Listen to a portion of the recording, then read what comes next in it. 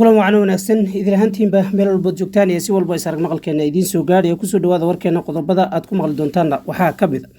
qaraxii ka dhacay magaalada Addis Ababa oo faahfaahimo kala duwan ay ka soo baxayso iyadoo dadkii dhibaatadu halkaasi ay ku gaadhay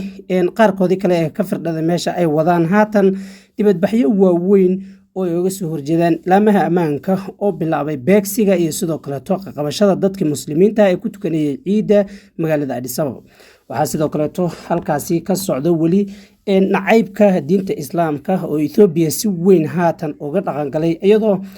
ay dadka kristanka beegsanayaan muslimiinta ku dhaqan gobolka Axmarada gaar ahaan iyo magaalada Gondar ee dhibaatadu sida weyn uga taagneyd magaalada Addis Ababa waxaa ku geeriyooday generaal sare oo ka tirsan ciidamada federaalka ee dalka Ethiopia oo qowmiyad ahaan ka soo jeedo Tigreega ayaa xabsiga weyn ee magaalada Addis Ababa halkaasi ku geeriyooday iyadoo geerida generaalkani sababtay dibadbaxyo waaweyn oo ka socdo deegaanka Tigreega waxaa sidoo kale warkeena aad ku maqli doontaan dagaalo iyagana ka socdo deegaanka Oromia kuwaasi oo haatan ay si weyn ciidamada ururka OLA ay u bilaabeen kadib beegsigii muslimiinta la beegsanayay ayayna haatan arinta aad moodaa inay salka ku hayso oo waxay qaadeen weeraro horarnimo ah kuwaasi oo ay ku weerarayaan fadhiisimaha ciidamada dowladda federaalka ee Ethiopia ay ku leedahay deegaanka Oromada waxaa sidoo kale aad ku maqli doontaan warkeena ciidii magaalada Muqdisho iyo sidoo kale kulamo gooni ah oo baarlamaanka federaalka ee Soomaaliya ay la qaadanayaan musharaxiinta kala duwan ee xilka madaxweynaha jamhuuriyadda federaalka Soomaaliya u taagan iyadoo gudoomiyaha golaha shacabkana uu kulamo ay la qaateen qaar kamid ah musharaxiinta kala duwan ee u tartamayso xilka madaxweynaha jamhuuriyadda federaalka ee Soomaaliya daawadayaal qodobadaasi oo faahfaahsan ayaad halkan ku maqli doontaan haddii ay beedmo balse intaasi ka hor hadayta markaad kugu horeysay barteena YouTube-ka aad soo booqato channelka subscribe saar oo gaarsii asxaabtaada kaleeto daawadayaal sad warkeena ku maqlayseen baa dibadbaxyo waaweyn ayaa ka socdo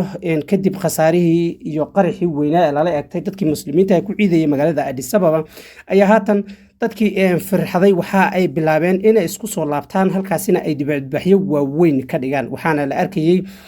dad u badan dumar oo askarta dowladda federaalka Ethiopia ay beegsanayso iyadoo dadka qaarna halkaasi ay ku soo gaadhay dhaawacyo ka imaaday ciidamadii ka hortagaya rabshadaha halkaasi ka socday wax sidoo kale qaraxii ka dhacay maanta goobtii weyneyd ee lagu cibaadeysanayay ciida ay ka socotay munaasabada ciida ayaa iyadana waxaa ku dhintay dad aad u tiro badan oo haatan aysan shaacinin lamaha ku howlahaasi ee samata bixinta ee hay'adda caafimaadka dalka Ethiopia balse waxa ay haatan lagu howlan yahay sidii lagu soo sheegi lahaa tirada rasmiga halkaasi ku dhimatay iyadoo khasaare halkaasi ka dhacayna uu ahaa mid aad u weyn waxaa sidoo kale haatan isa soo tarayo baaqyada kala duwan ee kasoo kala baxay dowladdeegaanada ayagu muslimiinta ka tirsan dalka Ethiopia kuwaasi oo ay ka mid tahay dowladdeegaanka Soomaalida oo generaal ka tirsan ciidamada DU-ga sida gaarka u tababaran uu u jeediyay dowladda federaalka Ethiopia in ay arintan ay rabto inay siyaasadayso iyadoo dadka kristanka haatan ay si weyn ugu howlan yihiin sidii ay u baabiin lahaayeen ummadda muslimiinta ku dhaqan deegaanka Axmarada laakiin arintu waa isbedeshay oo waxayba noqotay in haddiiba la arko tobaniyo muslimiin oo meel taagan in bam lagu tuuro arintaasina waxaad moodaa in kooxihii xag jirkaha ayagu ka dagaalamayay deegaanka Axmarada ee masaajida gubaya haatan ay soo dhex galeen caasimada iyo sidoo kale dhulka ay muslimiintu ku badan yihiin waxa arintan lagu tilmaamayaa mid horror ah oo dawladdu dhanka kalena ayadu wax wara ay ka soo saareynin ayadoo dowladda federaalka Ethiopia looga baahnaa in ay arintani tilaabo weyn ka qaado sababtoo haddii ay dadkani muslimiin ahaan lahaayeen oo dhibaato ay ka geysan lahayn dalka Ethiopia waxa ay noqon lahayd in dhammaan dadka muslimiinta ee ku sugan magaalada Addis Ababa la xirxiro qaarna xabsiyada laga buuxiyo qaarkoodna la aftubto meel laga riday waa marka arintan dawladdu waxaad moodaa in ay u qaadanayso arin sahlan iyadoo dhanka kalena dadka muslimiinta ay dhibaato weyn soo gaadhay magaalada Gondar oo kaliya waxa lagu gubay 6 masaajid kuwaasi oo ku yaala magaalada gudaheeda iyo sidoo kale tuulooyinka u dhadhow oo ka wada tirsan isla magaalada Gondar maamulkeeda ayaa haatan waxaa ilaa iyo xilligan aan war ka soo saarin maamulka Axmaarada oo arintani si toos ah u khuseystay oo la rabay in ay ka hadlaan dhibaatada halkaasi ka jirto balse aysan gabi ahaanba maamulkaasi aan wax wara ka soo saarin iyadoo ra'iisul wasaaraha dalka Ethiopia Abiy Ahmed uu booqday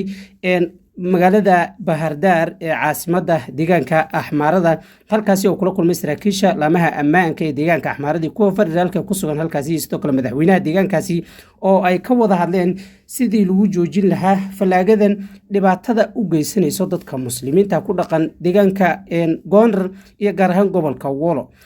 arintan waxaa ka falceliyay dad aad u tiro badan oo ku dhaqan daafaha caalamka oo ay ka mid yihiin uu ka mid yahay madaxweynaha dalka Turkiga sidoo kale shacabka Turkiga oo dibadbaxyo waaweyn ka wada dhigay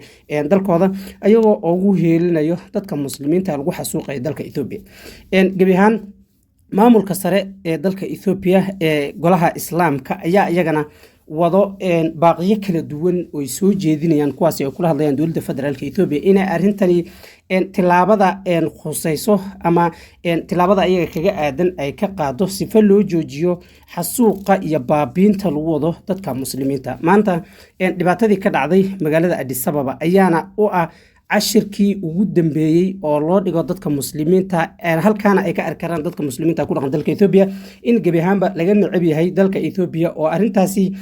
ay tahay haatan wixii ayaga karaankooda oo ay uga hortagi karaan weerarada lagu soo qaadayo in ay iskaga difaacaan sababtoo ma jirto dawlad federaal oo haatan lagu tashto dawladdu waxay la daaladhacaysaa ururo kala duwan kuwaasi oo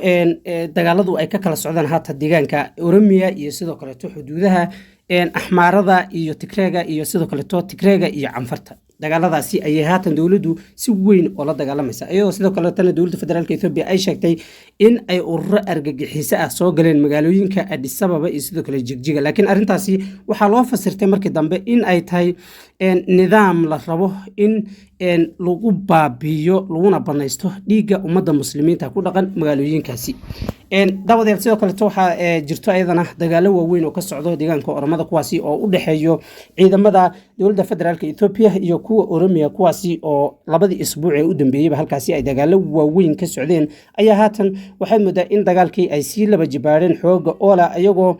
beegsanayo fadhiisimaha iyo sidoo kale goobaha ay ku sugan yihiin ciidamada dawladda federaalka Ethiopia maanta waxa fadhiisimooyin kala duwan ay ciidamadaasi ku qaadeen weerar weyn oo loo arkayay inuu ahaa weerarkani weerar argoosi ah kadib muslimiintii qaraxyada lala beegtay sidoo kale masaajidda lagu gubay ayaadna moodaa arintan inay salka ku hayso oo xooga oo la haatan ay bilaabeen nidaam ay ugu heelinayaan dadka muslimiinta ee dhibaatada la soo gaarsiinay ugu dambeyntiina dalka Soomaaliya guud ahaan ciidii nabad ayaa loogu ciiday waxaana haatan socdo kulamo gooni ah oo ay la qaadanayaan xubnaha u tartamaya xilka madaxweynaha baarlamaanka federaalka Soomaaliya oo ay uga raadsanayaan codkooda iyadoo maanta musharaxiin kala duwan oo u taagan xilka madaxweynenimadka ay la kulmeen gudoomiyaha golaha shacabka ee baarlamaanka jamhuuriyadda federaalka Soomaaliya dadkaasi waxaana kamid ah Daahir Maxamuud Geele oo u taagan haatan xilka madaxweynenimada dalka Soomaaliya waxaana kulankaasi uu ku sheegay gudoomiyuhu inuu ahaa mid si fiican u dhacay oo nabada waxaa dhanka kale taayadana jirto in qaar kamid ah musharaxiinta ay la kulmayaan xildhibaanada kala duwan ee haatan baarlamaanka federaalka Soomaaliya kan 11aad oo ay uga rabaan ayaguna inay ku helaan codkooda iyo kalsoonidooda halkaasi ay si weyn uga helaan sidoo kale waxa ayadana guud ahaan dalka Soomaaliya ka jirto haatan abaabul weyn oo haatan la rabo in lagu gudagalo soo dhameystirka doorashada jamhuuriyadda federaalka ee Soomaaliya laguna dooranayo madaxweynaha oo haatan dhiman iyo sidoo kale xildhibaano yar oo ayagu u baahan haatan in la soo dhameystiro iyagoo xildhibaanadii lagu muransanaan la rabo in isbuucan gudihiisa la rabo in gudoonka baarlamaanka iyo sidoo kale golaha shacabka ay u fadhiistaan kana qaataan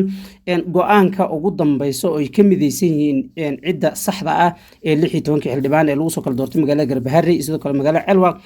lagu go'aaminayo isla markaana ay uga qaybgal doonaan una noqon lahaayeen baarlamaanka xalaasha ee laga soo doorto magaalooyinkaasi daawadayaal guud ahaan intaasi ayaan ku soo koobayaa war waxaan dal iyo dibadba ka hayay intaan warka xiga aan ku kulmi doono waxaan iga tagay sidaas iyo amaana Allah